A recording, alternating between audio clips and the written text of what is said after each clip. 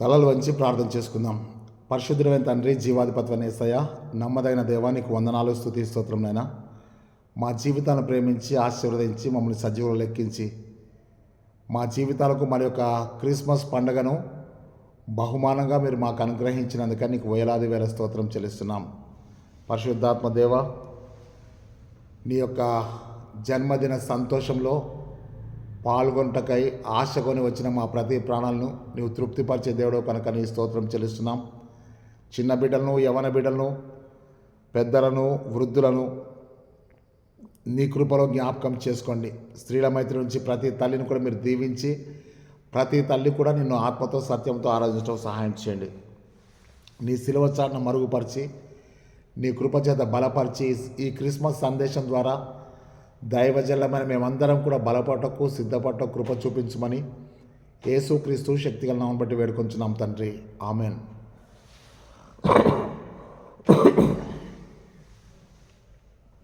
ప్రియమైనటువంటి దేవుని బిడ్డలారా, ప్రభువైన యేసుక్రీస్తు నామములో మీ అందరికీ కూడా క్రిస్మస్ శుభాకాంక్షలు తెలియచేస్తున్నాను.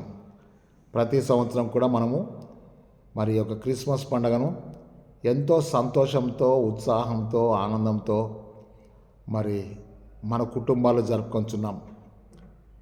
ఈరోజు క్రిస్మస్ పండుగ కొరకు మనకి ఇవ్వబడేటువంటి అంశం యొక్క పేరేంటంటే క్రీస్తు మార్గదర్శకత్వపు వెలుగు.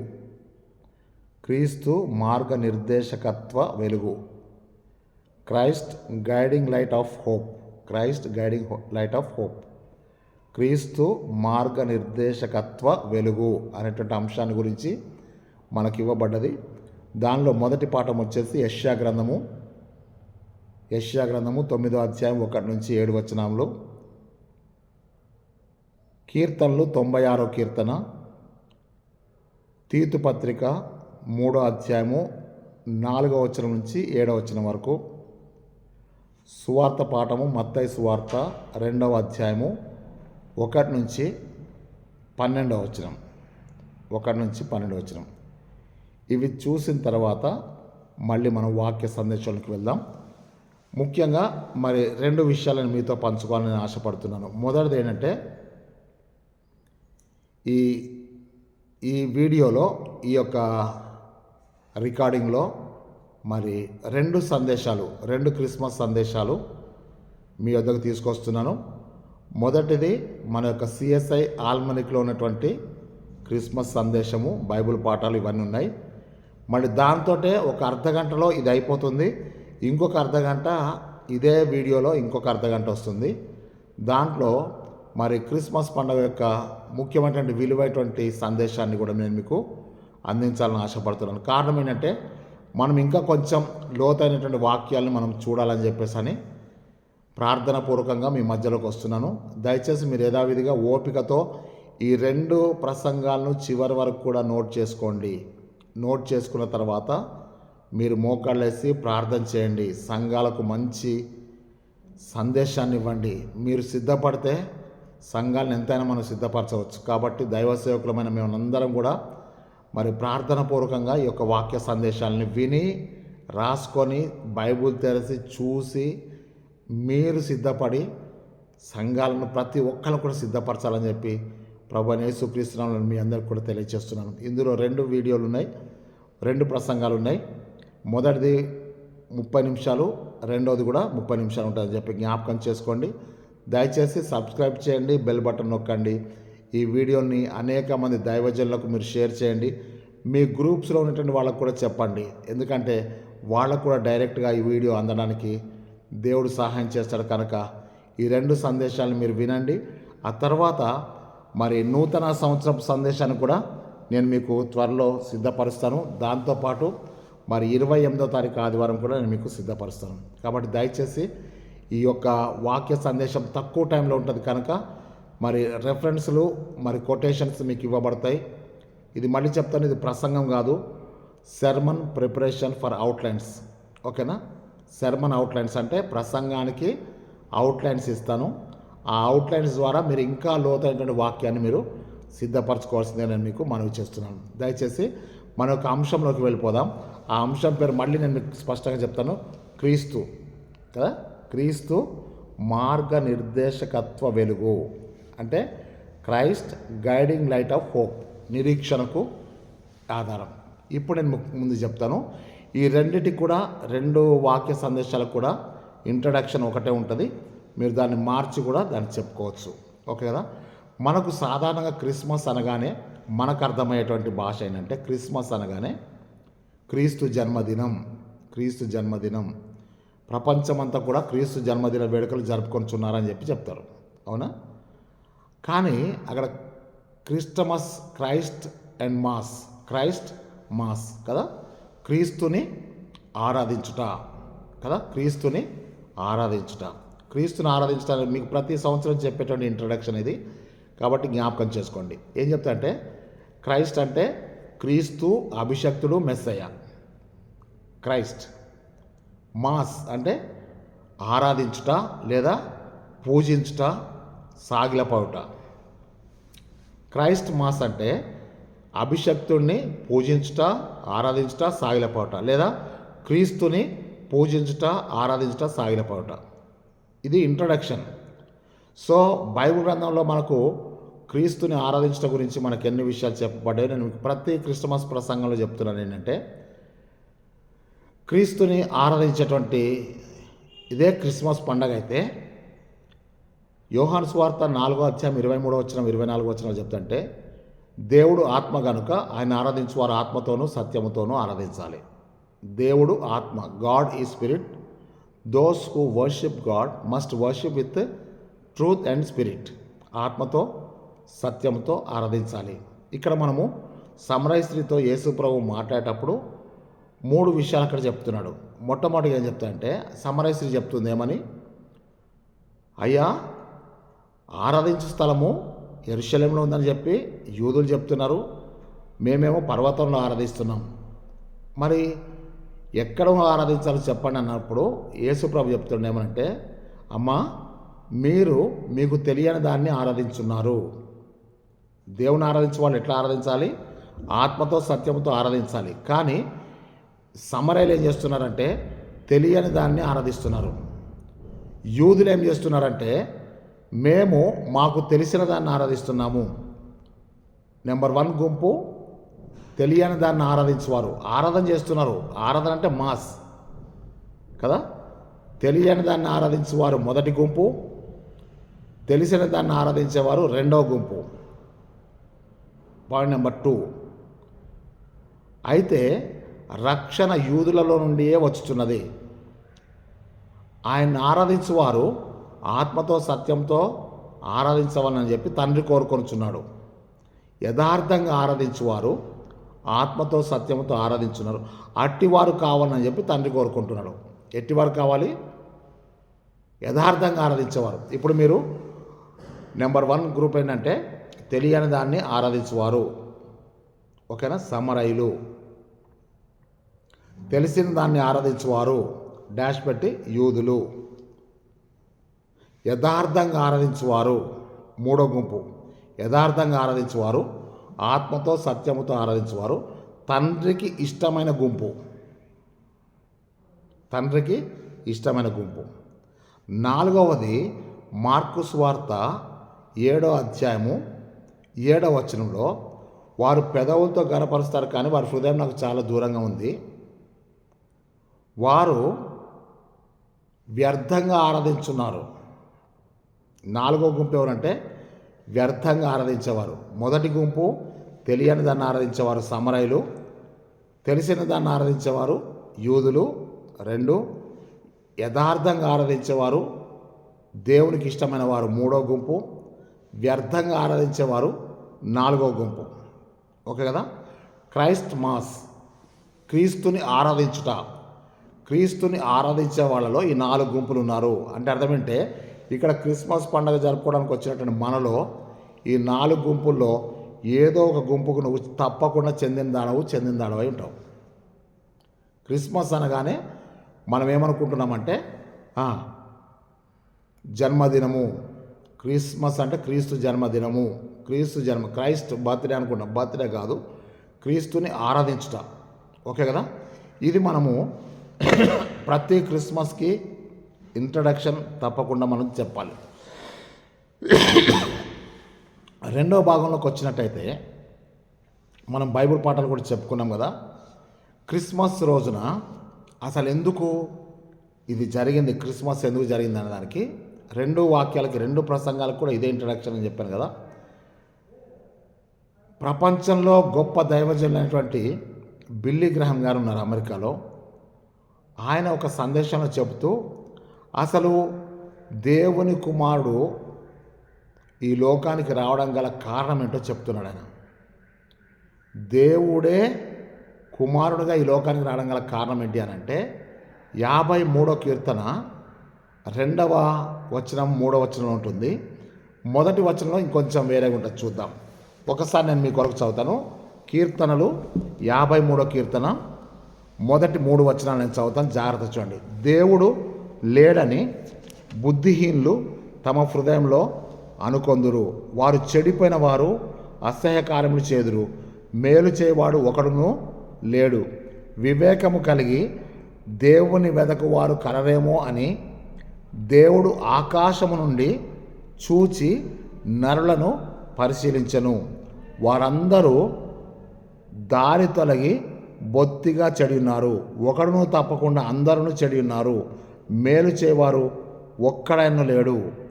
కదా, ఇక్కడికి మనం ఆపేద్దాం. ఇక్కడ ఏం చెప్తాంటే ఈ క్రిస్మస్ పండుగ రోజున దేవుడు లేడని బుద్ధిహీనులు తమ హృదయంలో అనుకుంటున్నారు, బయటికి అనగాడు. హృదయంలో అనుకునేవాడే బుద్ధిహీనుడైతే దేవుడు లేడని చెప్పి బయటికి అనేవాడి యొక్క పరిస్థితి అంటే మీరు ఒకసారి ఆలోచన చేయండి. దేవుడు లేడని బుద్ధిహీనులు తమ హృదయంలో అనుకుంటారు.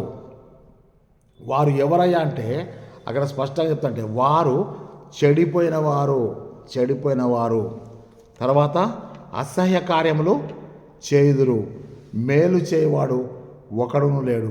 ఆ తర్వాత చెప్తుంటే వివేకము కలిగి దేవుని వెదకు వారు కలరేమో అని దేవుడు ఆకాశం నుండి చూచి నరులను పరిశీలించను. నరులు అంటే ఇక్కడ మనం ఏం గుర్తుపెట్టుకుంటే నిన్ను నన్ను మనందరినీ పరిశీలించాడు. అప్పుడు ఏం జరిగిందంటే వారందరూ దారి తొలగి బొత్తిగా చెడి ఉన్నారు, ఒక్కడును తప్పకుండా అందరూ చెడి ఉన్నారు. చెడిపోతే బాగు చేయొచ్చేమో కానీ బొత్తిగా చెడిపోతే బాగు చేయడం కూడా పనికిరాదు. ఇక్కడ చెప్తుంటే వారందరూ అంటే తల్లి తండ్రి పిల్లలు పెద్దలు రక్త సంబంధులు బంధువులు స్నేహితులు అందరూ చెడిపోయినారు. అక్కడ చెప్తుంటే 2వ వచనంలో వివేకము కలిగి దేవుని వెతకు వారు కలరేమో అని దేవుడు ఆకాశం నుండి నరులను పరిశీలించాడు. నరులను పరిశీలిస్తే ఏం జరిగిందంటే దేవుని వెతికేవారు ఒక్కడు కూడా లేరు. వారందరూ దారి తొలగి బొత్తిగా చెడిపోయారు. చెడిపోతే బాగు చేయొచ్చు కానీ బొత్తిగా చెడిపోతే బాగు చేయడానికి కూడా పనికిరాని పరిస్థితిలో ఉన్నారు. అంటే మన జీవితాలు ఎట్లయిపోయినాయి అంటే పాపము సమకూర్చుకునే పరిస్థితికి వచ్చేసాం. తండ్రి పాపం చేస్తున్నాడు, తల్లి పాపం చేస్తుంది, తల్లిదండ్రులు తెలవకుండా పిల్లలు పాపం చేస్తున్నారు, పిల్లలకు తెలవకుండా తల్లిదండ్రులు పాపం చేస్తున్నారు, రక్త సంబంధులు ఒకరినొకరు మోసం చేసుకొస్తున్నారు. ఇది జరుగుతున్న పరిస్థితి. ఎక్కడి నుంచి? దేవుడు ఆకాశం నుండి నరులను పరిశీలించాడు, నిన్ను నన్ను పరిశీలించాడు. ప్రతి సంఘాన్ని ప్రతి కుటుంబాన్ని ప్రతి వ్యక్తిని దేవుడు పరిశీలిస్తే ఒక్కడు కూడా దొరకట్లే. వివేకం కలిగి దేవుని వెతుకువారు కాదు. ఇక ఎవ్వరూ లేరు, అందరూ బొత్తిగా చెడిపోయారు. దేవుడు అనుకున్నాడు.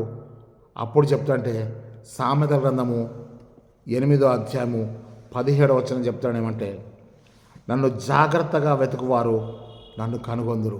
నన్ను జాగ్రత్తగా వెతుకువారు నన్ను కనుగొందురు. సామెతలు 8:17 రాసుకోండి. యెషయా గ్రంథము 55వ అధ్యాయం 6వ వచనం చెప్తుంటే యెహోవా మీకు దొరుకు కాలము మీరు ఆయన్ని వెతకండి, ఆయన సమీపంగా ఉండగా మీరు ఆయన్ని వేడుకోనండి అని చెప్తున్నాడు. యెహోవా మీకు దొరుకు కాలంలో మీరు ఆయన్ని వెతకాలి. ఈరోజు క్రిస్మస్ పండుగ జరుపుకొంచున్న మనము చెడిపోయిన గుంపులో ఉన్నామా? బొత్తిగా దారి తప్పి దారి తొలగి బొత్తిగా చెడిపోయిన గుంపులో ఉన్నామా? వాళ్ళు కూడా క్రిస్మస్ పండుగ చేసుకుంటారు. కాకపోతే వారు తెలియని దాన్ని ఆరాధిస్తున్నారు, వారు వ్యర్థంగా ఆరాధిస్తున్నారు. అయితే మొదటి గుంపులో ఉంటావు, లేకపోతే నువ్వు 4వ గుంపులో ఉంటున్నావు. జ్ఞాపకం చేసుకుందాం. అక్కడ యెషయా గ్రంథము 55వ అధ్యాయము 6వ వచనం చెప్తుంటే, యెహోవా మీకు దొరుకు కాలంలో మీరు ఆయన వెతకండి, ఆయన సమీపంగా ఉండగానే మీరు ఆయన్ని వేడుకోనండి. త్రోవ ప్రక్కన కూర్చున్న గుడ్డివాడు చెప్తాడు, దావీదు కుమారుడా నన్ను కరుణించు అని చెప్పి కేకలు వేస్తున్నాడు. ఈరోజు ఈ క్రిస్మస్ పండుగ జరుపుకునే మీకు నాకు యెహోవా సమీపంగా ఉన్నాడు. ఆయన దొరుకు కాలంలో మీరు ఆయన్ని వెతకండి, ఆయన సమీపంగా ఉండగానే మీరు ఆయన్ని వేడుకోండి. ఈరోజు ఈ క్రిస్మస్ పండుగ రోజున నువ్వు నేను బ్రతికున్నాము అనంటే అదే దేవుడికి యెహోవా ఇచ్చిన కృపాకాలం అని చెప్పి జ్ఞాపకం చేస్తున్నాను. ఆ తర్వాత మనం చూసినట్టయితే ఆ యొక్క యెషయా గ్రంథము 65వ అధ్యాయం 1వ వచనం కూడా మనం చూస్తున్నాం. నన్ను వెతకని వారికి నేను దొరికి తిని. రోమాపత్రిక 10వ అధ్యాయం 20వ వచనం కూడా రాస్తున్నాడు, నన్ను వెతకని వారికి నేను దొరికి తిని, నన్ను వెతకని వారికి నేను దొరికాను, వాడిని నేను కనుగొన్నానని చెప్పి చెప్తున్నాడు. ఇక్కడ మనం చూస్తే దేవుడు ఆకాశం నుంచి మనం పరిశీలించినప్పుడు మనమందరం కూడా బొత్తిగా దారి తొలగిపోయినప్పుడు మనలను రక్షించుటకు మనలో ఎవరిని బొత్తిగా చెడిపోయిన వారిని, బొత్తిగా నశించిపోయిన వారిని వెదకి రక్షించుటకు లూకా 19:10 నశించిన దాన్ని వెదకి రక్షించుటకు మనుష్య కుమారుడు లోకంలోనికి వచ్చాడు. ఇది దేవుని యొక్క purpose.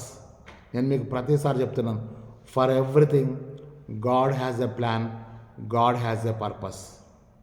Without plan, without purpose God cannot do anything in his creation. ఈరోజు నువ్వు ఈ క్రిస్మస్ పండుగకి ఇక్కడికి వచ్చి కూర్చున్నావంటే, ఈ వాక్యం నువ్వు వింటున్నావంటే దేవునికి నీ ఎడల ఒక ప్రణాళిక ఉంది, దేవునికి నీ ఎడల ఒక ఉద్దేశం ఉంది. బొత్తిగా చెడిపోయిన వారు, అందుకే ఆ యెషయా గ్రంథం 65:2 చెప్తుంటే, లోబడనొల్లని ప్రజల వైపు దినమెల్ల నా చేతులు చాపుచున్నానని చెప్పి పోయిన ప్రసంగంలో కూడా నేను మీకు చెప్పాను.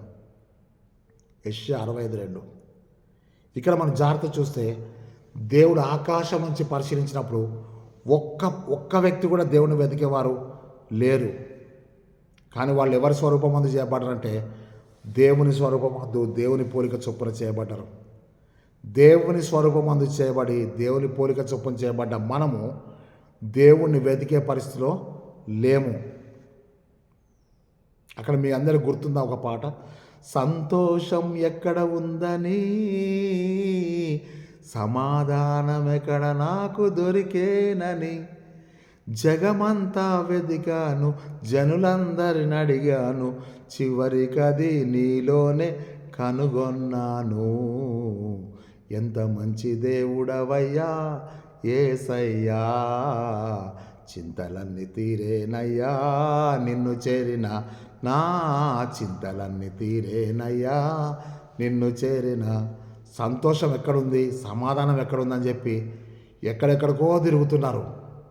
కానీ దేవుడు చెప్తుంటే చివరికి అది నీలోనే నేను కనుగొన్నాను. ఎంత మంచి దేవుడవయ్యా యేసయ్యా. ఈరోజు దేవుని బిడ్డలారా, సంతోషం కావాలా, యేసు ప్రభువే ఉంది. సమాధానం కావాలా, సమాధానకర్త అధిపతి అని ఆయనకు పేరు పెట్టబడుతుంది కదా. నీ సమాధానకర్త ఎవరంటే ప్రభు అని యేసుక్రీస్తు అని చెప్పి నేను మీకు జ్ఞాపకం చేస్తున్నాను. ఇక్కడ మనం జ్ఞాపకం చేసుకుందాం, దైవ వాక్యంలోకి వెళ్ళిపోదాం. 7 పాయింట్లు చెప్పి నేను మీకు ముగిస్తాను. ఇక్కడ ఫస్ట్ పాయింట్ ఏంటంటే క్రీస్తు, అక్కడ చూడండి, క్రీస్తు మార్గ నిర్దేశకత్వ వెలుగు. క్రీస్తు అంటే మార్గాన్ని సూటిగా చూపించేటువంటి మార్గాన్ని, గైడింగ్ లైట్ ఆఫ్ హోప్, నిరీక్షణతో ముందుకు నడిపించేవాడు యేసయ్య క్రీస్తు. ఇక్కడ మనం చూసినట్టయితే 7 పాయింట్లు నేను మీకు చెప్పి ముగిస్తాను. అక్కడ మనం స్పష్టంగా చూద్దాం. మొట్టమొదటిగా మనకు మొదటి బైబిల్ పాఠంలోనే ఇవ్వబడ్డది యెషయా గ్రంథం 9వ అధ్యాయము 2వ వచనం మనం చూసినట్టయితే, చీకట్లో నడుచున్న జనులు గొప్ప వెలుగును సూచిస్తున్నారు, మరణ ఛాయ గల దేశ నివాసుల మీద వెలుగు ప్రకాశించుచున్నది. ఒకసారి మీరు యెషయా గ్రంథము 9వ అధ్యాయము ఒకసారి చూడండి దయచేసి. యెషయా గ్రంథం 9వ అధ్యాయము, యెషయా గ్రంథం 9వ అధ్యాయము 2వ వచనం. ఒక్క నిమిషం. యెషయా గ్రంథం 2వ అధ్యాయము 9వ వచనంలో స్పష్టంగా అక్కడ రాయబడ్డది ఏంటంటే, చీకట్లో నడుచున్న జనులు గొప్ప వెలుగును చూచుచున్నారు, మరణ ఛాయ గల దేశ నివాసుల మీద వెలుగు ప్రకాశించును. అక్కడ చూడండి, చీకట్లో నడుచున్న జనులు గొప్ప వెలుగును చూచుచున్నారు, మరణ ఛాయ గల దేశ నివాసుల మీద వెలుగు ప్రకాశించును. అక్కడ మనం చూస్తే మరణ ఛాయ అనే మాట, ఛాయ అనే మాటకు షాడో అని అర్థం. షాడో ఆఫ్ డెత్, మరణ ఛాయ గల దేశ నివాసుల మీద వెలుగు ప్రకాశించును. చీకట్లో నడుచున్న జనులు అంటే, చీకటి అంటే మళ్ళీ నేను మీకు కొన్ని విషయాలు చెప్తాను, ఓకే కదా. చీకటిలో నడుచున్న జనులు అంటే అర్థం అంటే, చీకటి దేనికి గుర్తు అంటే 4 విషయాలు చెప్తా, రాసుకోండి. చీకటి మొట్టమొదటిగా పాపమున గుర్తు. చీకటి మొట్టమొదటిగా పాపమున గుర్తు. పాపము చేసేవాళ్ళు చీకటి కార్యములు చేసేవారు అంటారు, చీకటిని ఎన్నుకుంటారు కదా. పాపం చేసేవాళ్ళు చీకట్లో ఉంటారు, చీకటి ప్రజలు అంటారు. తెస్సలోనికయ మొదటి పత్రిక 5వ అధ్యాయము 3, 4, 5 వచనాలు మీరు చూస్తే, మనము చీకటి వారము కాము, మనం వెలుగు సంబంధులం అని చెప్పి రాస్తారు అక్కడ. మనం చీకటి వారం కాము, రాత్రి వారం కాము. ఇక్కడ మనం చూస్తే చీకటి అనేది కదా పాపమునకు గుర్తు, ఒకటి భయమునకు గుర్తు. చీకట్లో వెళ్ళాలంటే పెద్ద పెద్దోళ్ళు కూడా భయపడతారు. చీకటి అనేది పాపమునకు, భయమునకు, దుఃఖమునకు, మరణమునకు గుర్తు. ఈ 4 రాసుకోండి. చీకటి పాపమునకు, తర్వాత భయమునకు, తర్వాత దుఃఖమునకు, తర్వాత మరణమునకు. ఓకే, ఇప్పుడు నేను మీకు చెప్తా అంటే ఫస్ట్ పాయింట్ మీద దీన్ని రాసుకోండి. ఫస్ట్ పాయింట్, చీకటిలో నడుచుచున్న జనులు అనగా పాపంలో నడిచే జనులు. 2, భయముతో నడిచే జనులు, దుఃఖంలో ఉన్న జనులు. ఆ తర్వాత 4వది ఏంటి, మరణించేవారు. వీరు గొప్ప వెలుగును చూస్తున్నారు. నెంబర్ 1 ఏంటంటే గొప్ప వెలుగు. ఆ గొప్ప వెలుగు ఎవరంటే ప్రభు అయిన యేసుక్రీస్తు అని చెప్పి జ్ఞాపకం చేసుకోండి. ఎందుకు అనంటే, యోహాను సువార్త 8వ అధ్యాయము 12వ వచనంలో, నేను లోకమునకు వెలుగునంటాడు కదా. నన్ను వెంబడించువాడు జీవపు వెలుగు కలిగి ఉన్నంటాడు, ఓకేనా. నన్ను వెంబడించువాడు జీవపు వెలుగు కలిగి ఉన్నంటాడు.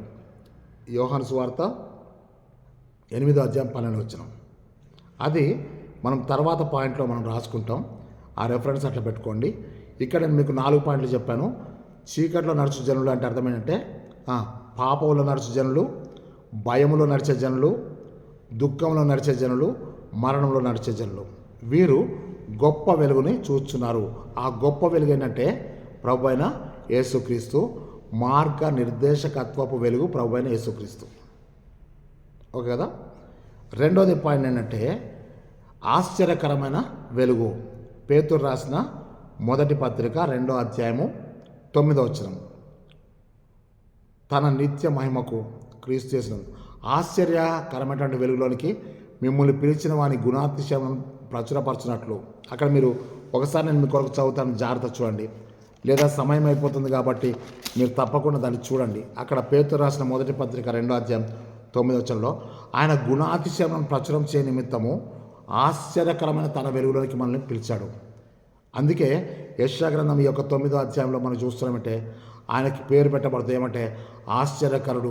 ద ఫస్ట్ నేమ్ కదా, వండర్ఫుల్ కదా, ఆశ్చర్యం. యేసు ప్రభు ఎక్కడ చూసినా ఆయన జన్మ ఆశ్చర్యమే, ఆయన బోధ ఆశ్చర్యమే, ఆయన సముద్రాన్ని తుఫాన్ని గద్దించినప్పుడు ఆశ్చర్యమే, లాజర్ని లేపినప్పుడు ఆశ్చర్యమే, ఆయన మాటలు ఆశ్చర్యమే కదా. ఈరోజు నేను మళ్ళీ చెప్తాను, ఈరోజు మనం ఇక్కడ కూర్చున్నామంటే యేసయ్య నామమును బట్టి మనం ఇక్కడ కూర్చున్నామో అది ఆశ్చర్యం అని జ్ఞాపకం చేసుకుందాం. ఆశ్చర్యకరమైన తన వెలుగులోనికి మనల్ని పిలిచిన వాని అంటే మన జీవితాల్లో కూడా ఆశ్చర్యకార్యాలు జరగాలని ఆశ్చర్యకరమైన తన వెలుగు, మార్గదర్శకత్వపు వెలుగు, ఆశ్చర్యకరమైన వెలుగు, మార్గదర్శకత్వపు వెలుగు, గొప్ప వెలుగు. మళ్ళీ చెప్తాను, మార్గదర్శకత్వపు వెలుగు, గొప్ప వెలుగు, మార్గదర్శకత్వపు వెలుగు, ఆశ్చర్యకరమైన వెలుగు. నెంబర్ 2. నెంబర్ 3, మార్గదర్శకత్వపు వెలుగు, నిజమైన వెలుగు. ఓకేనా? యోహాను సువార్త 1వ అధ్యాయము 9వ వచనం. జాన్ 1:9. నిజమైన వెలుగు నేను, అది లోకంలోనికి వచ్చు ప్రతి మనుషుణ్ణి వెలిగించుతున్నది. ఇది నిజమైన వెలుగు కదా. నిజమైన వెలుగు అంటే నా భాష అబద్ధము కానిది. నిజమైన వెలుగు అంటే అసత్యము కానిది. ఇక్కడ మనం చూస్తే నిజమైన వెలుగు ఉండెను, అది లోకంలోనికి ఉండెను. ఆల్రెడీ అక్కడ ఉంది నిజమైన వెలుగు. దాన్ని ఎవరు కలగజేయలే, అక్కడ ఉంది. అది లోకంలోనికి వచ్చింది అంటే క్రిస్మస్. ఏదైతే నిజమైన వెలుగు ఉందో అది ప్రభువైన యేసుక్రీస్తు. మార్గనిర్దేశకత్వపు వెలుగు నిజమైన వెలుగు. మార్గదర్శకత్వపు వెలుగు ఆశ్చర్యకరమైన వెలుగు. మార్గదర్శకత్వపు వెలుగు గొప్ప వెలుగు. ఓకే కదా. ఆ తర్వాత మనం చూస్తున్నామంటే అది ప్రతి మనుషుని కూడా వెలిగిస్తుంది. అంటే you are unique in the sight of God అని నేను ఎప్పుడు చెప్తుంటాను. నువ్వు దేవుని దృష్టిలో ప్రత్యేకించబడ్డావు. నేను వెలిగించబడ్డంత మాత్రంలో నా కొడుకు పరలోక రాజ్యానికి పోడు. నా కొడుకు వెలిగించబడ్డంత మాత్రంలో నేను పరలోక రాజ్యానికి వెళ్ళను. జాగ్రత్త సుమా. తండ్రి ప్రార్థన పరుడైతే కొడుకు పరలోక రాజ్యానికి వెళ్ళడు కదా. ఎవరికి వాళ్ళే, అనగా ఆ నిజమైన వెలుగు లోకంలోకి వచ్చి ప్రతి మనుషుని కూడా వెలిగిస్తున్నాడు. అంతే, ప్రతి మనుషుని వెలిగిస్తున్నాడు. ప్రతి ఒక్కరు కూడా వెలిగించబడాలి. అప్పుడు వాళ్ళేమైతే మీరు లోకమునకు వెలుగై ఉన్నారు. ఏది మత్తయి సువార్త 5వ అధ్యాయము 13వ వచనం. మీరు లోకంలోకి ఉప్పై ఉన్నారు. ఉప్పు నిస్సారమైతే దేని వల్ల సారం పొందదు, కానీ అది బయట పారవేటి మనుషుల చేత త్రొక్కబట్టకే కదా. మీరు లోకమునకు వెలుగై ఉన్నారు. మనుషులు దీపం వెలిగించి మంచం కిందను కుంచం కిందను పెట్టరు, కానీ దీపము ఇంట్లో ఉన్న వాళ్ళందరూ కూడా వెలిగించటకే దాన్ని దీపస్తంభం మీద పెడతారని చెప్తున్నాడు. అందరికీ వెలిగివ్వాలి. నిజమైన వెలుగు వచ్చి ప్రతి మనుషుని కూడా వెలిగిస్తున్నాడు. ఒక మనుషుని కూడా వదిలిపెట్టట్లేదు. దీపస్తంభం మీద పెట్టబడేటువంటి వెలుగు అందరికీ వెలిగిస్తుంది తప్ప ఒకళ్ళకిచ్చి ఒకళ్ళకి ఇవ్వకుండా ఉండదు. సో నేను లోకంలోకి వెలుగాయనని చెప్పిన యేసయ్య నువ్వు కూడా లోకంలో వెలుగాయని చెప్తున్నాడు. ఎప్పుడంటే నువ్వు ఈ నిజమైన వెలుగు చేత నువ్వు వెలిగించబడితే నువ్వు కూడా అనేకులను వెలుగులోనికి నడిపిస్తావు. అది 2వ పాయింట్. 3వ పాయింట్ కూడా అయిపోయింది. తర్వాత ఇప్పుడు 4వ పాయింట్ ఏం చెప్తాంటే చూడండి. అక్కడ ఒక్క నిమిషం ఆడండి. జీవపు వెలుగు. ఇందాక నేను మీకు చెప్పాను కదా. 4వది ఏంటంటే జీవపు వెలుగు. యోహాను సువార్త 8వ అధ్యాయం 12వ వచనం. నన్ను వెంబడించువాడు చీకట్లో నడవక జీవపు వెలుగు కలిగి ఉండును. యేసుని కలిగిన వాడు చీకట్లో నడవడు.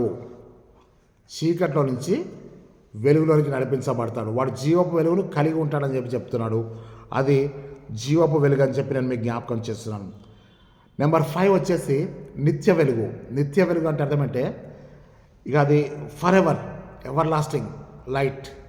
ఏంటి ఎవర్ లాస్టింగ్ లైట్? నిత్య వెలుగు ఏంటంటే యెషయా గ్రంథము 60వ అధ్యాయము 19-20 వచనాలు మనం చూసినట్టయితే అక్కడ నిత్య వెలుగు గురించి వ్రాయబడ్డది. ఒక్కసారి మనం చూద్దాం. యెషయా గ్రంథం 60వ అధ్యాయము ఒకసారి చూడండి దయచేసి. ఇక మీదట పగలు సూర్యుని ప్రకాశం నీకు వెలుగుగా ఉండదు. నీకు వెలుగిచ్చుటకై చంద్రుడు ఇకను ప్రకాశింపడు. యెహోవాయే నీకు నిత్యమైన వెలుగు, నీ దేవుడు నీకు భూషణముగా ఉండును. అక్కడ మనం ఇంకా చూసినట్టయితే ఇంకా క్రిందకు వచ్చినాక నీ దుఃఖ దినములు సమాప్తం అయిపోయి. ఇక్కడ ఏమన్నంటే నిత్య వెలుగు గురించి చెప్తున్నాడు. ఎవరు నిత్య వెలుగు అంటే యెహోవాయే నీకు నిత్య వెలుగు.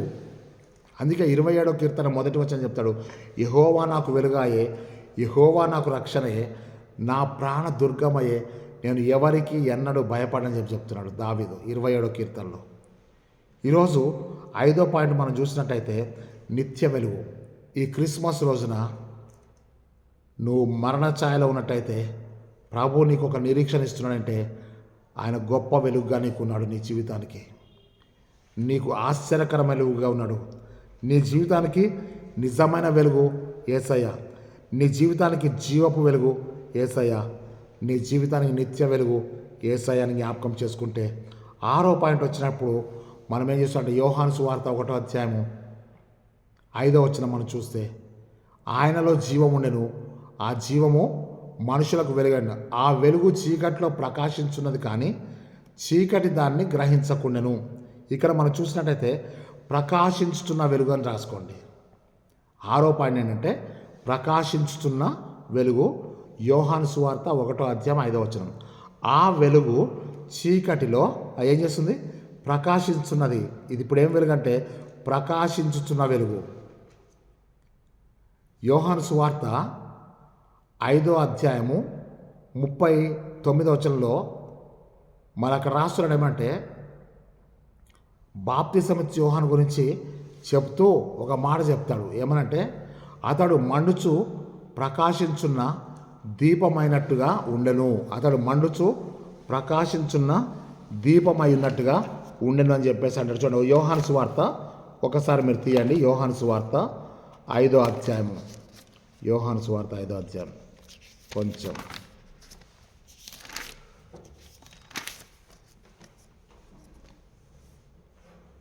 చూడండి. 35వ వచనం, 39 కాదు 35వ వచనంలో అతడు మండుచు ప్రకాశించిన దీపమైనట్టుండెను, మీరు అతని వెలుగులో ఉండి కొంతకాలము ఆనందించుటకు ఇష్టపడుతుంది. ఇక్కడ 5వ అధ్యాయం 35వ వచనం మనం స్పష్టంగా చూస్తున్నాం. బాప్తిసమిచ్చే యోహాను మండుచు ప్రకాశించున్న దీపమైనట్టుకున్నాడు. ఇక్కడ మనం చూస్తున్నామంటే ఆయనలో జీవం ఉండెను, ఆ జీవం మనుషులకు వెలుగై ఉండెను. ఇందాక నిజమైన వెలుగు ఉండెను, అది లోకంలోకి వచ్చు ప్రతి మనుషుల్ని వెలిగించున్నది. అదే మన యొక్క 7వ పాయింట్. ఏంటి అనంటే వెలుగునిచ్చు వెలిగిస్తుంది. వెలిగించు వెలుగు అని రాసుకోండి, మీకు ఎంతవరకు అర్థమవుతుందో. 5వ పాయింట్ ఏముంది? నిత్యమైన వెలుగు. 6వ పాయింట్ ఏముందంటే ప్రకాశించుతున్న వెలుగు కదా, ప్రకాశించున్నటువంటి వెలుగు. గొర్రెల కాపర్లు పొలంలో ఉన్నప్పుడు ప్రభు మహిమ వారి చుట్టూ ప్రకాశించను. అది సూర్యుని వెలుగు కాదు, చంద్రుని వెలుగు కాదు. ఆ గొర్రెల కాపర చుట్టూ ప్రభు మహిమ వారి చుట్టూ ప్రకాశించను. అవునా? పౌలు దమస్కు మార్గంలో వెళ్ళేటప్పుడు వెలుగు ప్రకాశించను. అది సూర్యుని వెలుగు కాదు, చంద్రుని వెలుగు కాదు. ఆయనలో జీవం ఉండెను, ఆ జీవం మనుషులకు వెలుగై ఉండెను. ఇక్కడ మనం చెప్తానంటే ప్రకాశించున్న వెలుగు. ఆ వెలుగు చీకటిలో ప్రకాశించుతున్నది కానీ చీకటి దాన్ని గ్రహించట్లేదు. చీకటి గ్రహించట్లేదు అంటే అర్థమంటే చీకట్లో ఉన్న వాళ్ళు కూడా గ్రహించట్లేదు. అంటే పాపము చేసేవాళ్ళు వెలుగైనటువంటి క్రీస్తు ప్రభుని గ్రహించట్లేదు. భయపడేవాళ్ళు యేసుని గ్రహించట్లేదు. దుఃఖపడేవాళ్ళు క్రీస్తుని గ్రహించట్లేదు. మరణంలో ఉన్న వాళ్ళు క్రీస్తు ప్రకాశిస్తున్నాడు కానీ క్రీస్తు యొక్క జీవాన్ని గ్రహించలేకపోతున్నారు. మళ్ళీ జ్ఞాపకం చేసుకుందాం. ఆ యొక్క 7వ పాయింట్ ఏంటంటే వెలుగునిచ్చు వెలుగు. ఆ వెలుగు చీకట్లో ప్రకాశిస్తుంది. అవునా? అది నిజమైన వెలుగు. అది లోకంలోనికి వచ్చు ప్రతి మనుషుని కూడా వెలిగిస్తుంది. వెలిగించేటువంటి వెలుగు. ఈ వెలుగుకున్న లక్షణం అంటే ఇంకొక వెలుగుని వెలిగిస్తుంది. ఒకసారి గౌతమ బుద్ధుడు చెప్తాడేమంటే ఒక కొవ్వొత్తి వెలిగిస్తే ఎన్ని కొవ్వొత్తులన్నా అది వెలిగించగలదు. నువ్వు వెలుగుతూ కరిగిపోతున్నప్పుడు నువ్వు ఎన్ని కొవ్వొత్తులు వెలిగిస్తావో ఆ పని చేయమంటున్నాడు. అంటే అర్థమైనది తెలుసా? నువ్వు క్రీస్తు చేత వెలిగించబడితే నువ్వు అనేకుల్ని వెలుగులోనికి నడిపించగలవు. నీ వాక్యము నా పాదములకు దీపమును, నా త్రోవకు నా మార్గానికి వెలుగు. నీ వాక్యము, ఆ వాక్యమే శరదారి కృపా సత్య సంపూర్ణ మన మధ్యకు వచ్చాడు. అదే క్రిస్మస్ పండుగ. మీకు అర్థమైంది అనుకుంటా. దేవుడి వాక్యాన్ని దీవించునుగాక. క్రిస్మస్ పండుగ ఎవరికంటే పాపంలో ఉండి, మరణంలో ఉండి, భయములో ఉండి, దుఃఖంలో ఉన్న వారికి సంతోషకరమైన వార్త ఏంటంటే గొప్ప వెలుగు ప్రకాశించను. ఆ గొప్ప వెలుగు ఎవరంటే మన ప్రభు అయిన రక్షకుడైన యేసుక్రీస్తుని జ్ఞాపకం చేసుకుందాం. మనందరం కూడా చిన్న ప్రార్థన చేసుకొని సెకండ్ మెసేజ్లోకి వెళ్ళిపోదాం. పరిశుద్ధుడైన తండ్రి, జీవాధిపతమైన యేసయ్యానికి స్తోత్రములు. గొప్ప వెలుగు నీవే తండ్రి. గొప్ప వెలుగు నీవే కనుక, ఆశ్చర్యకరమైన వెలుగు నీవే కనుక, యేసయ్యా నిజమైన వెలుగు నీవే కనుక, యేసయ్యా ప్రకాశించిన వెలుగు నీవే కనుక దేవా నీకు వందనాలు చెల్లిస్తున్నాం. జీవపు వెలుగు నీవే అని చెప్పి సెలవిచ్చావు తండ్రి, నీకు వందనాలు చెల్లిస్తున్నాం. పరిశుద్ధాత్మ దేవా, నిత్య వెలుగు నీవే కనుక నీకు వందనాలు చెల్లిస్తున్నాం. వెలిగించేటువంటి వెలుగు నీవే కనుక నీకు వందనాలు చెల్లిస్తున్నాం. ఈ క్రిస్మస్ పండుగ రోజున సేవకులమైన మేము ఇంకెక్కువగా వాక్యాన్ని సిద్ధపరచబడి నీ రాకడ మా జీవితాలను, మా బ్రతుకులను వెలిగిస్తుందని చెప్పి గ్రహించి చితికి పైన మా బ్రతుకులను వెలిగించమని, చీకట్లో ఉన్నటువంటి, పాపంలో ఉన్నటువంటి, మరణంలో ఉన్నటువంటి, భయంలో ఉన్నటువంటి జీవితాలు వెలిగించి కృంగిన వారిని లేవనెత్తుమని యేసుక్రీస్తు శక్తిగా నామం బట్టి వేడుకొంచున్నాం తండ్రి. Amen, amen, amen. ప్రేమైనటువంటి దేవుని బిడ్డారా, మరి రెండవ వాక్య సందేశంలోకి మనం వెళ్దాం. రెండవ వాక్య సందేశం ఏంటంటే క్రిస్మస్ పండగ దినం. క్రిస్మస్ పండగ దినం. ఈ క్రిస్మస్ పండగ దినం గురించి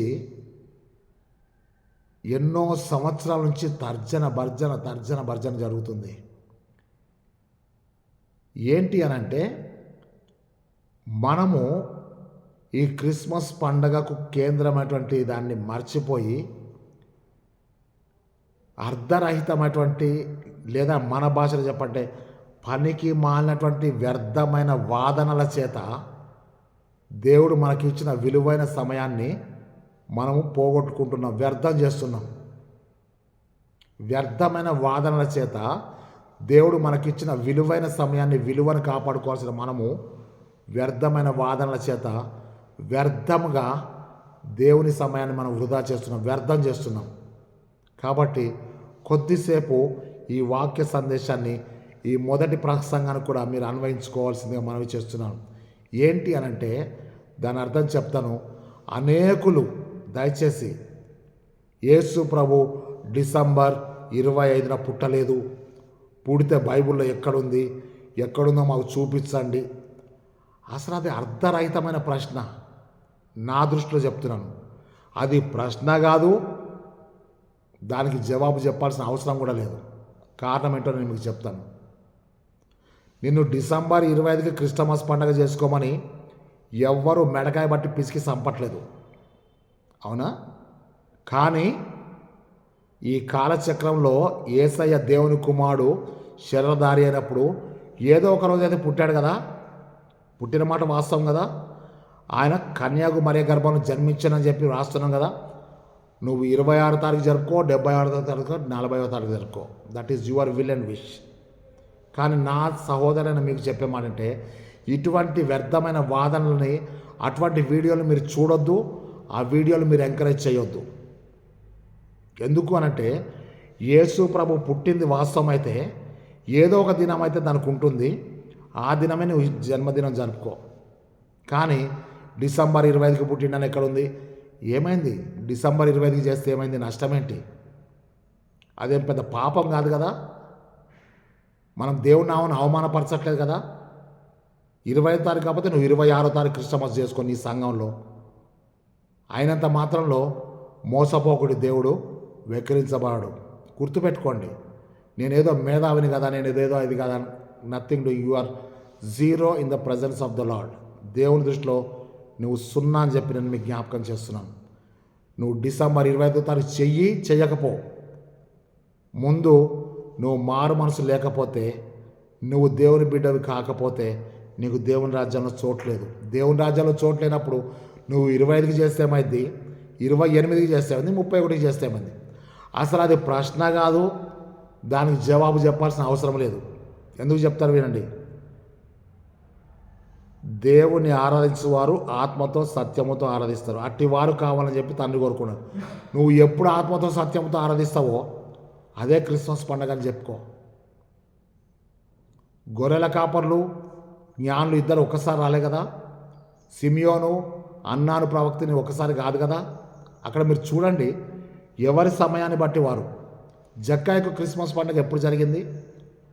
యేసు తన ఇంట్లోకి వచ్చినప్పుడు, ఇంట్లోకి వచ్చిన యేసయ్యని తన హృదయంలో చేర్చుకున్నప్పుడు, తన పాపాలు ఒప్పుకున్నప్పుడు నేడు రక్షణ ఇంటికి వచ్చినది. రక్షకుడు అంటే ఎవరు? యేసు.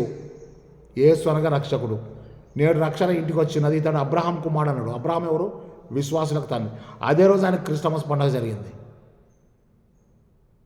ఇప్పుడు మనం చేసేదేంటి? క్రిస్మస్ పండుగను, క్రీస్తు జన్మమును జ్ఞాపకం చేసుకుంటున్నాం అంతే. మనం చేసేదేంటి? జ్ఞాపకం చేసుకుంటున్నాం. ఏదో ఒక రోజు జ్ఞాపకం చేసుకో, దాన్ని ఏముంది? ఈరోజే జ్ఞాపకం చేసుకోవాలని ఏం లేదు కదా. నువ్వు జ్ఞాపకం చేసుకున్న రోజు అని చెప్పి బైబిల్లో రాయబడ్డదా? No. This is all foolishness of arguments about the Christmas celebrations. మళ్ళీ చెప్తాను, ఇవన్నీ కూడా వ్యర్థమైన వాదనలు. ఇవి పక్కన పెట్టేద్దాం. ఒక మంచి వాక్యాన్ని నేను మీకు క్షుణ్ణంగా చెప్తాను, జ్ఞాపకం చేసుకోండి. మళ్ళీ చెప్తాను, క్రిస్మస్ పండుగ జరుపుకుంటా అది దేవుని కృపలో ఒక భాగం. క్రీస్తు జన్మను ఆరాధించుట అది దేవుడు మనకిచ్చిన భాగ్యం, అనేకులకు లేని గొప్ప భాగ్యం. తర్వాత మళ్ళీ చెప్తాను, ఇది మన కుటుంబాలతో కలిసి దేవాలయానికి వచ్చి మన రక్త సంబంధాలందరితో కలిసి దేవుని సన్నిధిలో మోకరించేటువంటి ఒక గొప్ప భాగ్యం. మళ్ళీ చెప్తాను, ఇది చలికాలం జరిగిందా, గొర్రెల కాపర్ల, గొల్లోళ్ళు కాదు, అక్కడ గొర్రెల ఇవన్నీ ఫూలిష్నెస్. నేను మళ్ళీ చెప్తాను, ఆయన్ని ఆరాధించువారు ఆత్మతో సత్యముతో ఆరాధిస్తారు. ఈ క్రిస్మస్ పండగ నువ్వు ఆత్మతో సత్యముతో ఆరాధించాలని చెప్పి దేవుడు నిన్ను దేవాలయానికి తీసుకొచ్చాడు. వ్యర్థమైన వాదనల కొరకు పులిపిట్లోకి వెళ్ళాక కూడా మీరు వ్యర్థమైన ఆర్గ్యుమెంట్స్ పెట్టకండి, అసలు చెప్పకండి. ఏదైతే సూటిగా ఉందో అది మాత్రమే సంఘానికి, సహోదరులకు చెప్పండి, విశ్వాసులకు చెప్పండి. ఏంటి అనంటే, ఇప్పుడు మీకు 7 పాయింట్లు చెప్పి ముగిస్తాను. దయచేసి ఈ 7 పాయింట్లు మీరు రాసుకోండి. ఇంకా చాలా ఉన్నాయి. తర్వాత మీరు పోయిన సంవత్సరం, అంతకుముందు సంవత్సరం ప్రసంగాలు కూడా వీడియోలలో ఉన్నాయి. అవి మీరు ఓపిక ఉంటే తీసి చదవండి. ఇంకా మంచి ప్రసంగాన్ని సిద్ధపడండి. ఈరోజు మాత్రం ఈ 7 పాయింట్లు మీరు తప్పకుండా రాసుకోండి. ఈ 7 పాయింట్ల ద్వారా మీరు ఒక మంచి క్రిస్మస్ సందేశాన్ని సంఘానికి అందించండి. డేట్లు, దినాలు ఇవి కాదు. మళ్ళీ ఫస్ట్ చెప్తాను. నెంబర్ 1 పాయింట్ మీరు రాసుకోండి. నెంబర్ 1 పాయింట్ ఏంటంటే, కీర్తనలు 119వ కీర్తన 24వ వచనం. కీర్తనలు 119, 24వ వచనంలో, ఇది యెహోవా ఏర్పాటు చేసిన దినము, దీని యందు మనము ఉత్సహించి సంతోషించదము. అది ఫస్ట్ పాయింట్. క్రిస్మస్ అనేది యెహోవా ఏర్పాటు చేసిన దినము. మన డిసెంబర్ 25 అంటలేను, గుర్తుపెట్టుకోండి. క్రిస్మస్ పండగ అనేది యెహోవా ఏర్పాటు చేసిన దినము. ఎవరి కొరకు ఏర్పాటు చేసిన దినం అంటే, ఏర్పరచబడ్డ వారి కొరకు ఏర్పాటు చేసిన దినం. బాగా గుర్తుపెట్టుకోండి. పిలువబడిన వారు అనేకులు ఉన్నారు, ఏర్పరచబడ్డ వారు కొద్ది మందే ఉన్నారని చెప్పి మత్తయి సువార్త 14:22లో చెప్పబడుతుంది. ఓకేనా? పిలువబడిన వారు అనేకులు, ఏర్పరచబడ్డవారు కొద్ది మందే. సాధ్యమైతే ఏర్పరచబడిన వారి సైతము మోసపుచ్చుటకు సాతాను గొప్ప క్రియలు చేస్తాడని చెప్పి 24వ అధ్యాయంలో చెప్పబడుతుంది. మత్తయి సువార్త 24లో. జాగ్రత్త గుర్తుపెట్టుకోండి, ఇది యెహోవా ఏర్పాటు చేసిన దినము, దీని యందు అంటే ఏర్పాటు చేసిన దినమందు మనం ఉత్సహించి సంతోషిస్తాం. క్రిస్మస్ పండుగ అంటే ఏంటంటే ఉత్సహించి సంతోషించే పండుగ. గొర్రెల కాపర్లకు దూత చెప్పిన వర్తమానం, ఇదిగో ప్రజలందరికీ కలగబోవు మహా సంతోషకరమైన సువర్తమానం. సంతోషం, ఉత్సాహం, ఉత్సహించి సంతోషించుట. ఎవరికి? ఒక్కళ్ళకి కాదు, ప్రజలందరికీ కలగబోవు మహా సంతోషంగా మహా సంతోషకరమైన సువర్తమానం నేను మీకు చెప్తున్నా. అంటే దావీదు పట్టణమందు నేడు రక్షకుడు మీ కొరకు పుట్టి ఉన్నాడు. ఇది సంతోషకరం. ఇది యెహోవా ఏర్పాటు చేసిన దినము, దీని యందు మనం ఉత్సహించి సంతోషిద్దాం. ఎందుకు వ్యర్థమైన వాదనలు పెట్టుకుందాం? వ్యర్థమైన వాదనలు పెట్టుకొని ఎవడేమి గొప్ప కాదు. ఆత్మతో సత్యంతో ఆరాధించేవాడు అసలు వాదనే చేయడు. మీరు జ్ఞాపకం చేసుకోండి. నెంబర్ 1 పాయింట్ ఏంటంటే, ఇది యెహోవా ఏర్పాటు చేసిన దినము. క్రిస్మస్ పండుగ దేవుడు ఏర్పాటు చేసిన దినము. దీని అందు మనం ఫస్ట్ ఏంటంటే ఉత్సహిస్తాం, సంతోషిస్తాం. మళ్ళీ జ్ఞాపకం చేసుకోండి, మంచి బిర్యానీ ముందు పెట్టుకొని కొట్లాటలు పెట్టుకున్న వాళ్ళందరినీ జ్ఞాపకం చేసుకునే దానికంటే సంతోషంగా దాన్ని తినడం నేర్చుకుందాం. అది వంట పట్టాలి. జ్ఞాపకం చేసుకో, ఇది క్రిస్మస్ అనేది యెహోవా ఏర్పాటు చేసిన దినము. దీని యందు మనం ఏం చేయాలని చెప్పి దేవుడు ఏర్పాటు చేశాడంటే మనం ఉత్సహిస్తాం. యేసయ్య నా కొరకు జన్మించాడు, యేసయ్య నా కొరకు మరణించాడు, యేసయ్య తిరిగి నా కొరకు రానైనాడు, యేసయ్య నాకు మరణం వరకు నమ్మకంగా ఉంటే జీవకటి ఇస్తానని చెప్పాడు, యేసయ్య నాకు జీతం ఇస్తానని చెప్పాడు. నా యేసయ్య నేను ఎదుర్కోబోతున్నాను నా రక్షకుడని చెప్పి నువ్వు చెప్పగలిగితే క్రిస్మస్ ఇది యెహోవా ఏర్పాటు చేసిన దినము. దీని యందు మనము ఏం చేయాలి? ఉత్సహించి సంతోషిస్తాం. కొందరికి పేదవాళ్ళని ఆదరిద్దాం, బంధకాల్లో ఉన్న వాళ్ళని జ్ఞాపకం చేసుకుందాం, దుఃఖంలో ఉన్న వాళ్ళని ఆదరణ చెప్దాం కదా, కన్నీరు గారుస్తున్న వారిని ఓదారుస్తాం, బలహీనలను బలపరుస్తాం. This is called the true Christmas celebration. ఈరోజు నువ్వేం చేయాలంటే సంతోషించి ఉత్సహించి సంతోషిస్తాం. ఇది యెహోవా ఏర్పాటు చేసిన దినం. రెండోది ఏంటంటే నెంబర్ 2 రాసుకోండి. యెషయా గ్రంథం 9వ అధ్యాయం 6వ వచనంలో మనకు కుమారుడు అనుగ్రహించబడిన దినం. మనకు శిశువు పుట్టెను, మనకు కుమారుడు అనుగ్రహించబడెను. ఈ క్రిస్మస్ దినం దేనికి సాదృశ్యం అంటే కుమారుడు మనకు అనుగ్రహించబడ్డాడు. ఏ కుమారుడు అంటే దేవుని కుమారుడు శరధారిగా మనకు అనుగ్రహించబడ్డాడు. అబ్రహామునకు వాగ్దాన పుత్రుడు అనుగ్రహించబడ్డాడు. అవునా? కరెక్టేనా? మరియమ్మకు దేవుని కుమారుడు అనుగ్రహించబడ్డాడు. ఆ కుమారుడు మనకు అనుగ్రహించబడ్డాడు. ఏలైనగా మన కుమారుడు పుట్టెను, మన కుమారుడు అనుగ్రహించబడ్డాడు. దాన్ని మనం సెలబ్రేట్ చేసుకుందాం. కుమారుడు పుట్టిన తండ్రికి ఎంత సంతోషం ఉంటుందో నీకు తెలుసు కదా. కుమారులకు పుట్టినటువంటి తల్లికి ఎంత సంతోషం ఉంటుందో మీకు తెలుసు కదా. 113వ కీర్తనలు చెప్తాడు, కుమారుడు గల తల్లిగా సంతోషం చేసేదానిగా నేను చేస్తా అంటాడు. ఇక్కడ మీరు మళ్ళీ జ్ఞాపకం చేసుకోండి. పాయింట్ నెంబర్ 2, మనకు కుమారుడు అనుగ్రహించబడ్డ దినము. దేని యందు కుమారుడు అనుగ్రహించబడిన దినమును జ్ఞాపకం చేసుకొని మనం ఉత్సహించి సంతోషించదు. ఏర్పాటు చేయబడ్డ దినము, ఉత్సహించి సంతోషిద్దాం. కుమారుడు అనుగ్రహించబడ్డ దినము, ఉత్సహించి సంతోషించదాం.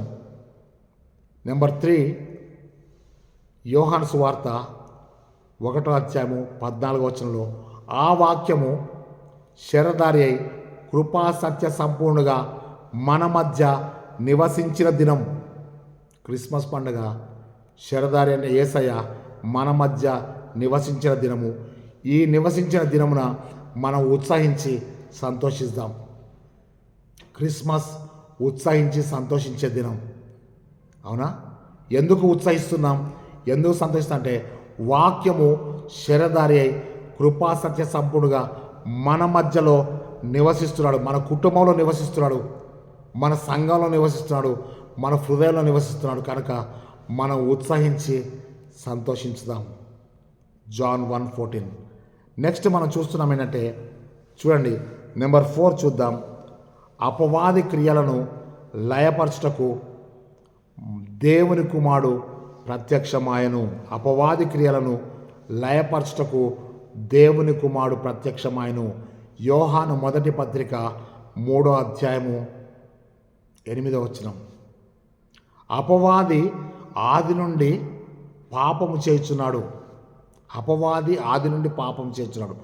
పాపము చేయు ప్రతివాడు అపవాది సంబంధి. అపవాది సంబంధి. అపవాది క్రియలను లయపరచుటకు దేవుని కుమారుడు ప్రత్యక్షమాడు. What is the reason of Jesus coming into the world? యేసు ప్రభు ఈ లోకానికి రావడం గల కారణం ఏంటి అని అంటే అపవాది క్రియలు. అపవాది క్రియలు అంటే ఏం క్రియలు? పాపపు క్రియలు. పాపము దేనికి దారితీస్తుంది? మరణానికి దారితీస్తుంది. మరణం దేన్ని తీస్తుంటే భయమునకు దారితీస్తుంది. హెబ్రీ పత్రిక 2వ అధ్యాయము 14-15 వచనం చెప్తుంటే అపవాది క్రియలు, బంధకాలు కదా, ఆ దాస్యపు కాడి కింద వాడిని విడిపించటకు ఆయన మనవలే శరీరం ధరించుకున్నాడు. హెబ్రీ పత్రిక ఆ యొక్క 2వ అధ్యాయము 14-15 వచనం కూడా మీరు రాసుకోండి. అక్కడ చెప్తుంటే అపవాది క్రియలు నీ మనసులో ఉన్నట్టయితే నీ మనసులో ఉన్న అపవాది క్రియలను లయపరచడానికి యేసు ప్రభు ఈ లోకానికి వచ్చాడు. నీ కుటుంబంలో అపవాది క్రియలు నడుస్తున్నాయనుకోండి, మళ్ళీ చెప్తాను, లంచము, అవిధేయత, కరప్షన్, అబద్ధాలు, మోసాలు, దేవునికి విరుద్ధమైంది ఏది జరిగినా అది అపవాది క్రియ అని చెప్పి నేను మీకు జ్ఞాపకం చేస్తున్నాను. సంఘంలో అపవాది క్రియలు జరుగుతున్నాయి, కుటుంబంలో అపవాది క్రియలు జరుగుతున్నాయి, పరిచర్యలో అపవాది క్రియలు జరుగుతున్నాయి. అపవాది క్రియలను లయపరచుటకు మనుష్య కుమారుడుగా దేవుని కుమారుడు ఈ లోకానికి వచ్చాడు. అపవాది క్రియలను లయపరచుటకు దేవుని కుమారుడు ప్రత్యక్షమాయను. ఇది 4వ పాయింట్. 5వ పాయింట్ ఏంటంటే ఫిలిప్పీలకు రాసిన పత్రిక 2వ అధ్యాయము 7వ వచనంలో ఆయన మనుషుని పోలికగా పుట్టి దాసుని స్వరూపమును ధరించుకొని, మనుషుని పోలికగా పుట్టి దాసుని స్వరూపమును ధరించుకొని తనను తానే రిక్తునిగా చేసుకునను. తనను తాను రిక్తునిగా చేసుకున్నాడు అంటే ఎంటీ.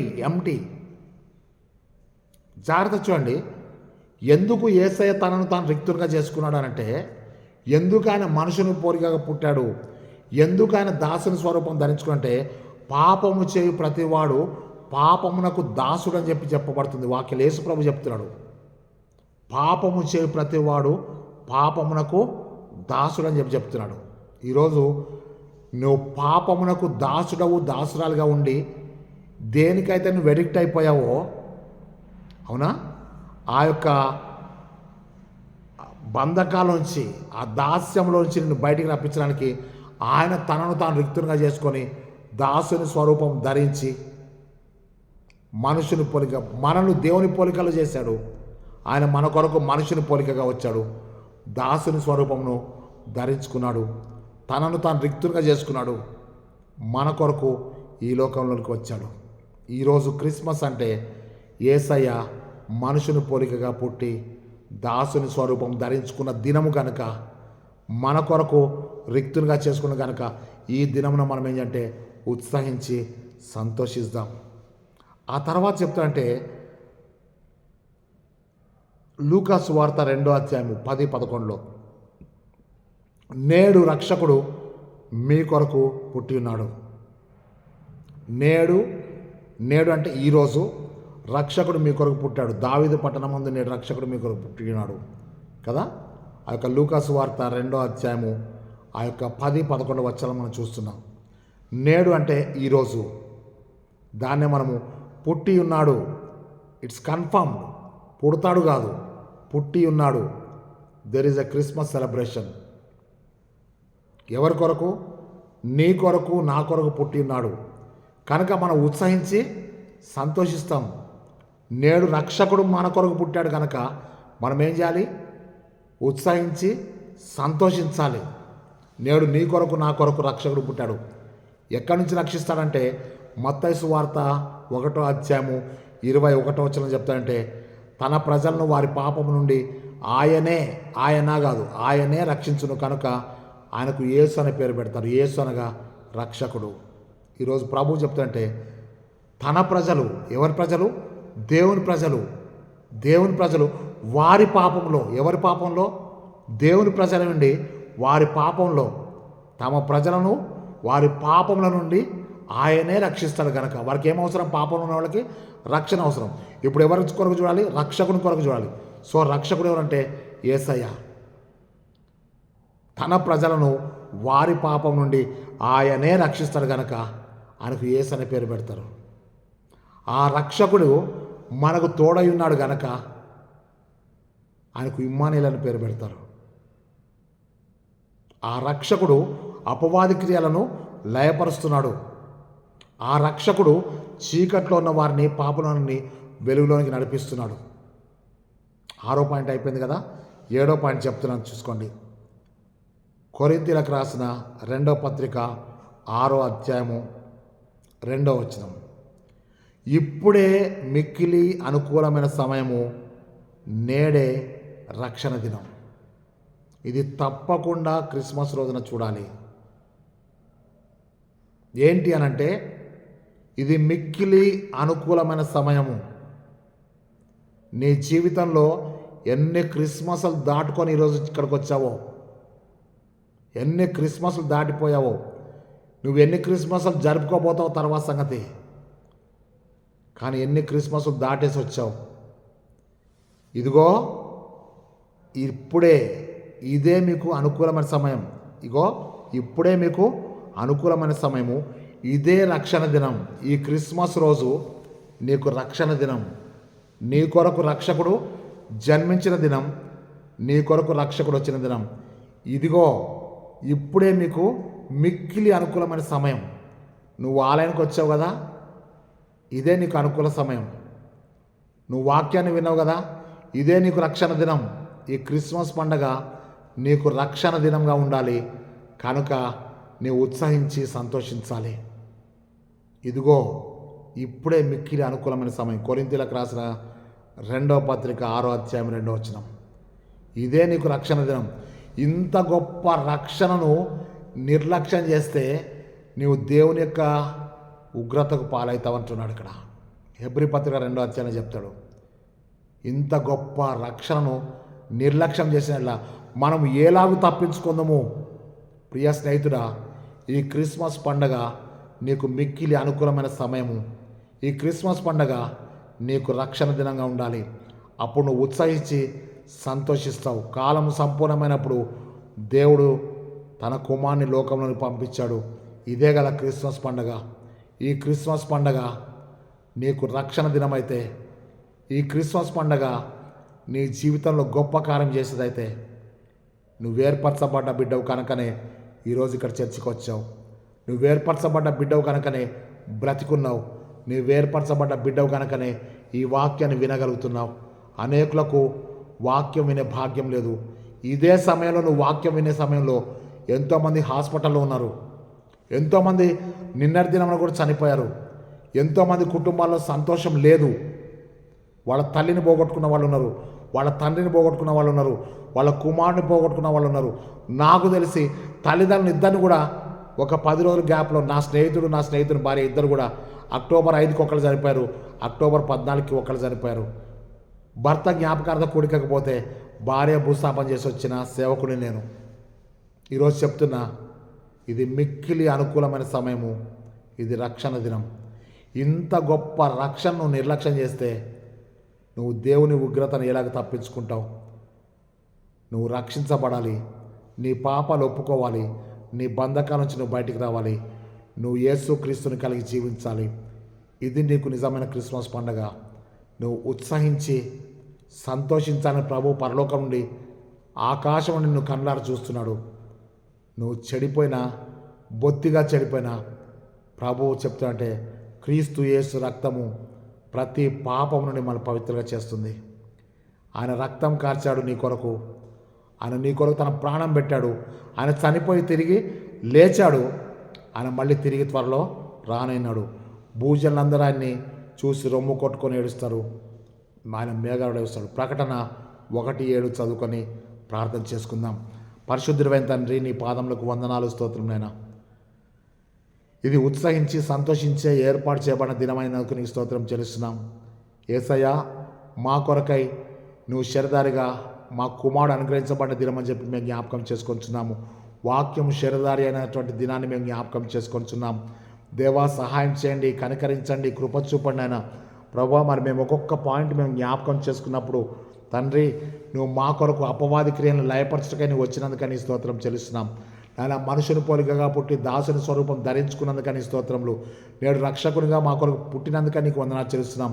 ఇటు మిక్కిలి అనుకూలమైన సమయాన్ని ప్రభా, రక్షణ దినాన్ని మాకు అనుగ్రహించావు కనుక మారు మనసు పొంది నాయన మేము దేవుని వైపు చూసి నాయన మొదటి రాకడ అయిపోయింది కనుక రెండవ రాకడ కొరకు మమ్మల్ని మేము సిద్ధపరచుకుంటకు, ఆ ఏర్పాటు చేయబడిన దినంలో మేము ప్రవేశించటకు నీ పరిశుద్ధాత్మ కృపా సహాయం దయచేసి ఎవరు కూడా ప్రభా ఇక్కడి నుంచి ఖాళీగా వెళ్లకుండా ఈ ఏర్పాటు చేయబడిన దినంలో ఉత్సహించి సంతోషించటకును ఇది అనుకూలమైన సమయము. ఇదే రక్షణ దినమని జ్ఞాపకం చేసుకొని ఇక్కడే మారు మనసు పొంది, ఇక్కడే పాప క్షమాపణ పొంది రక్షకునిగా నేను అంగీకరించి వెళ్ళట కృపా సహాయం దయచేయమని, ఆత్మతో సత్యముతో ఆరాధించే క్రిస్మస్ మాకు దయచేయమని యేసుక్రీస్తు శక్తిగా నామం బట్టి వేడుకొంచున్నాం తండ్రి. ఆమెన్. మన ప్రభువైన యేసుక్రీస్తు కృపయు, తండ్రి అయిన దేవుని ప్రేమయు, పరిశుద్ధాత్మక సహవాసము, సకల దీవెనలు ఇప్పుడు సదాకాలం మనందరికీ తోడే నడిపించునుగాక. Amen, amen, amen. I wish you a Merry Christmas and prosperous bright New Year. God bless you all.